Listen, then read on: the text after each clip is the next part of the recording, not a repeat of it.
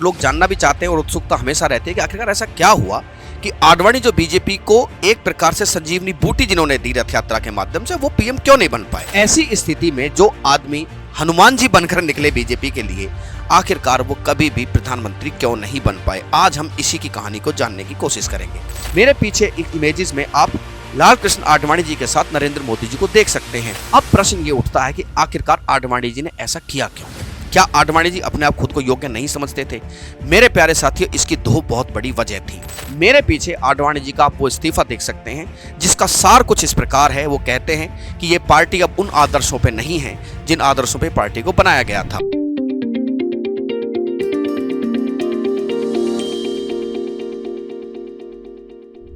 RG ज्ञान सबसे सटीक।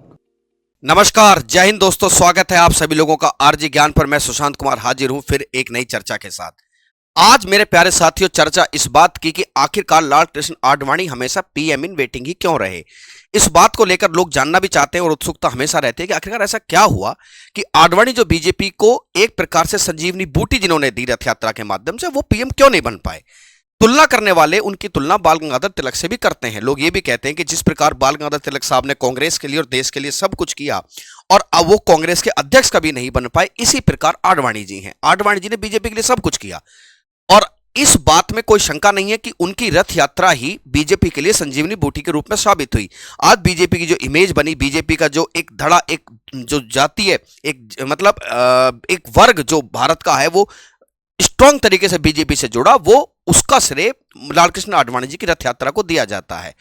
ऐसी स्थिति में जो आदमी हनुमान जी बनकर निकले बीजेपी के लिए, आखिरकार वो कभी भी प्रधानमंत्री क्यों नहीं बन पाए। आज हम इसी की कहानी को जानने की कोशिश करेंगे। मेरे प्यारे साथियों, वर्ष 1995 का साल था। बंबई में यशोभूमि बीजेपी का वार्षिक अधिवेशन 9 से 12 नवंबर 1995। 1 से सवा लाख कार्यकर्ता बंबई पहुंचे, जो इस बात को सुनने के लिए आतुर थे कि भाई हमारे आने वाले अध्यक्ष लालकृष्ण आडवाणी जी का नाम आज डिक्लेयर होने वाला है। जो लोग भारत की राजनीतिक व्यवस्था को नहीं जानते, मैं आपको बता दूं कि लोकसभा में बहुमत प्राप्त दल का जो नेता होता है, जनरली उसी को प्रधानमंत्री बनाया जाता है। इसका मतलब यह हुआ कि 1996 में जो इलेक्शन होने जा रहे हैं, उन इलेक्शन में अगर आडवाणी जी की अध्यक्षता में चुनाव लड़ा जाएगा तब वो हमारे नेता होंगे और वही आने वाले प्रधानमंत्री भी होंगे। 9, 10, 11, 12 तारीख 12 नवंबर की बात है। 12 नवंबर 1995 में आडवाणी जी खड़े हुए, उनका भाषण होना था। उन्होंने भाषण में कहा कि हमारे नेता अटल बिहारी वाजपेयी होंगे। जैसे ही उन्होंने ये कहा, पूरे पंडाल अवाक रह गया।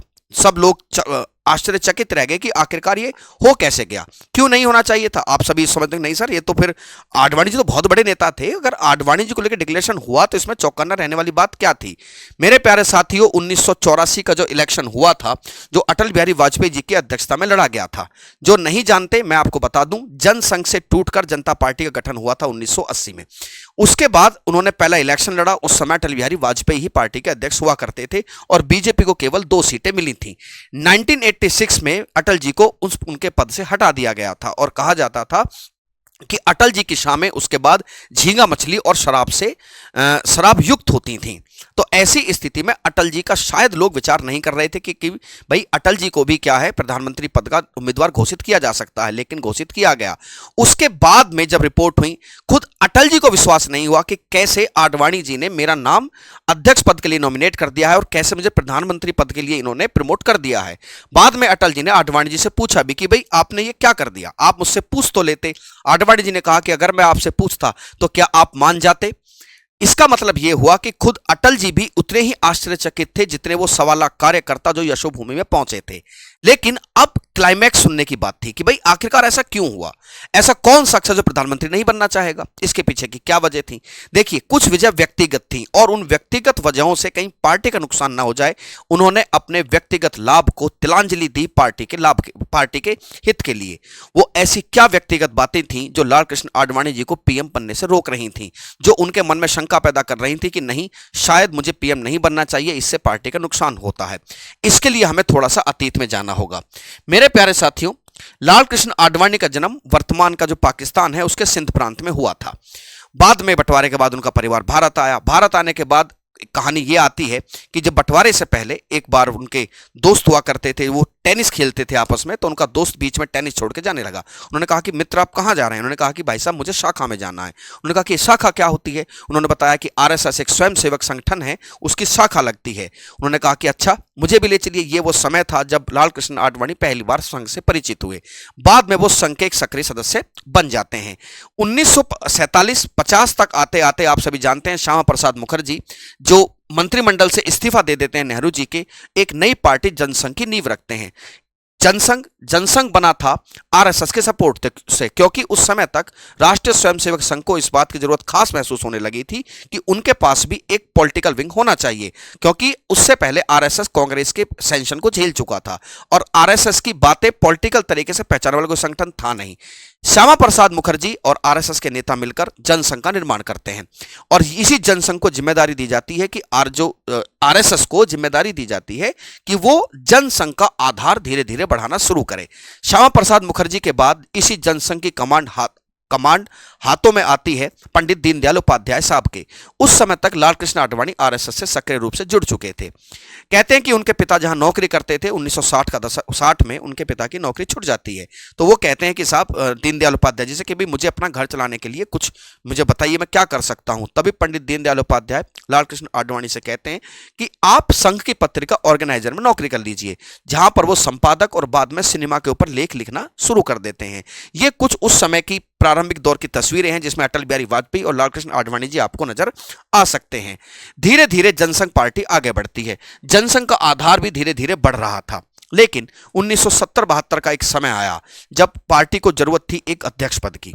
अध्यक्ष पद के रूप में अटल बिहारी वाजपेयी कहने लगे कि आडवाणी जी से कि आप जनसंघ के अध्यक्ष क्यों नहीं बन जाते। वो कहते कि नहीं मैं जनसंघ का अध्यक्ष नहीं बनना चाहता हूं।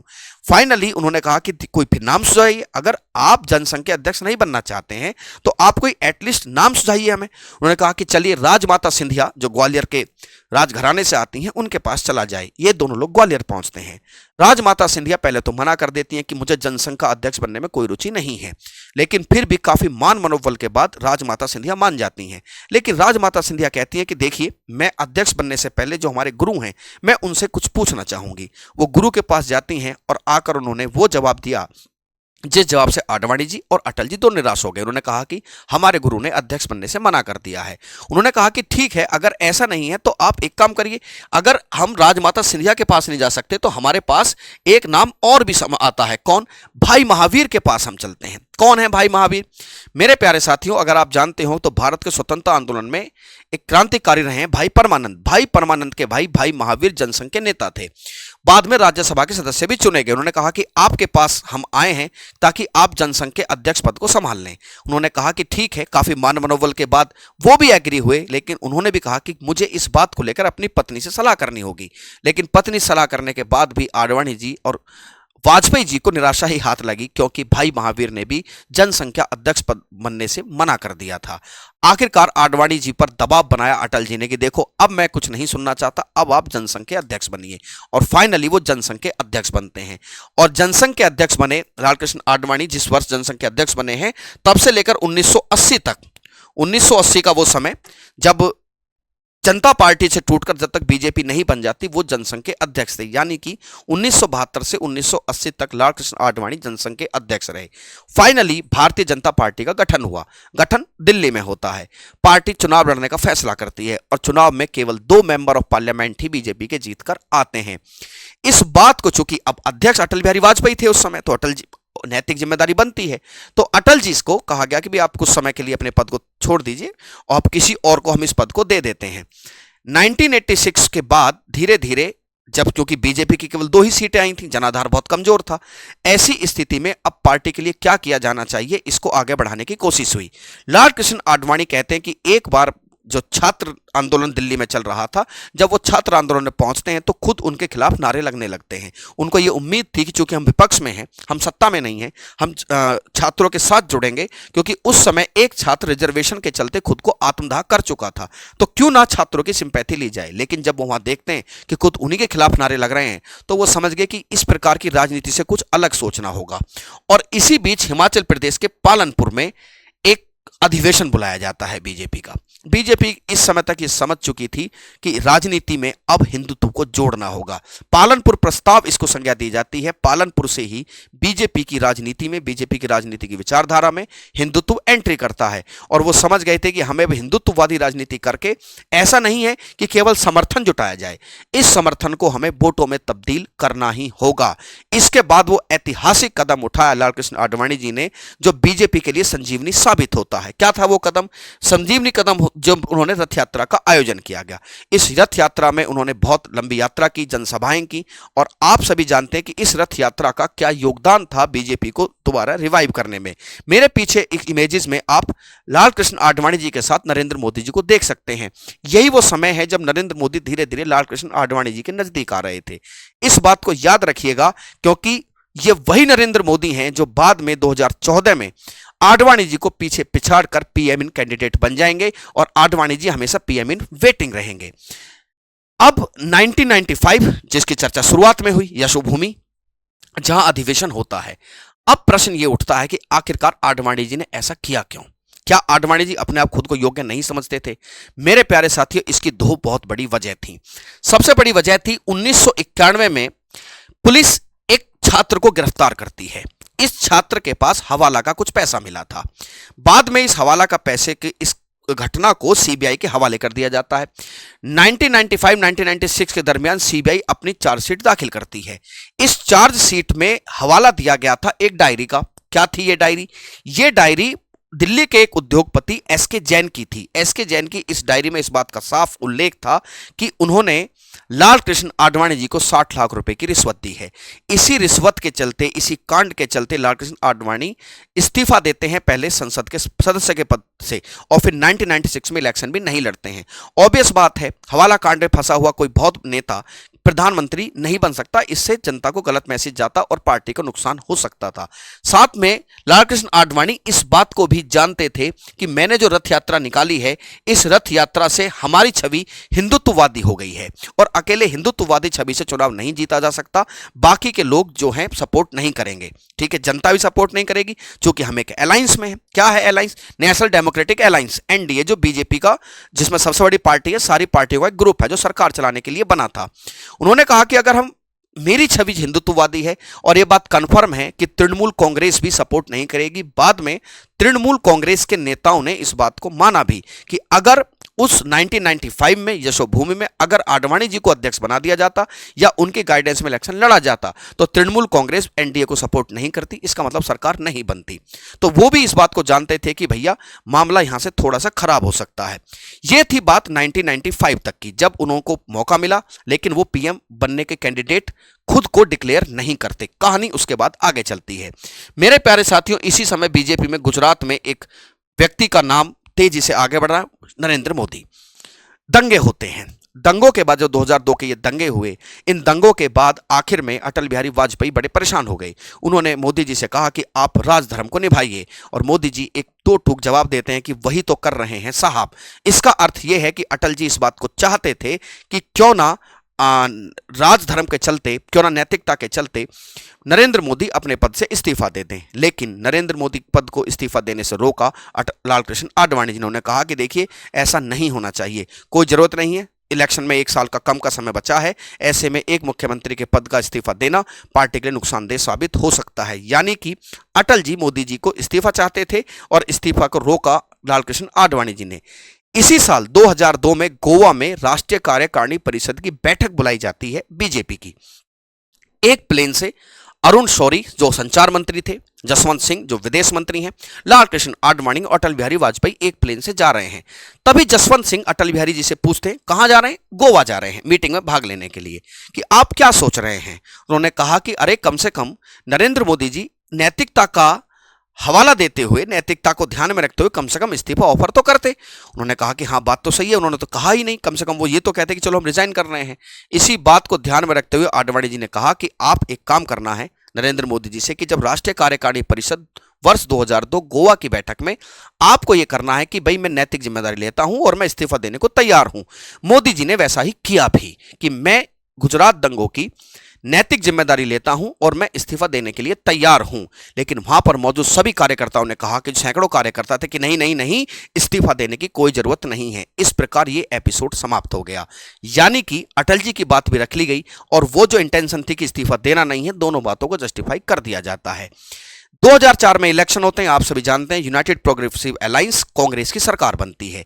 इसी बीच वर्ष 2005 में आडवाणी जी विपक्ष के नेता के तौर पर, विपक्ष के नेताओं के बहुत 13 से 14 नेता लोग जो हैं वो जाते हैं पाकिस्तान में जाने के बाद वो एक ऐसा बयान दे देते हैं जिससे आरएसएस भी उनसे थोड़ा सा नाराज दिखाई देता है। क्या था ये बयान? वो जिन्ना को महान और धर्मनिरपेक्ष बताते हैं। वो बताते हैं, उन्होंने कहा कि सरोजिनी नायडू ने भी जिन्ना को हिंदू मुस्लिम एकता का प्रतीक कहा था। जब आरएसएस के प्रवक्ताओं से ये बात पूछी गई कि भाई ये बताइए, जिन्ना को महान और धर्मनिरपेक्ष कहा है आडवाणी जी ने, आपकी क्या राय है इसमें? उन्होंने कहा कि देखिए आडवाणी जी को आने दीजिए, बात की जाएगी। अब चूंकि इस समय यूपीए की सरकार है भारत में, तो 2009 में इलेक्शन हुए, 9 के बाद 14 में इलेक्शन होने थे।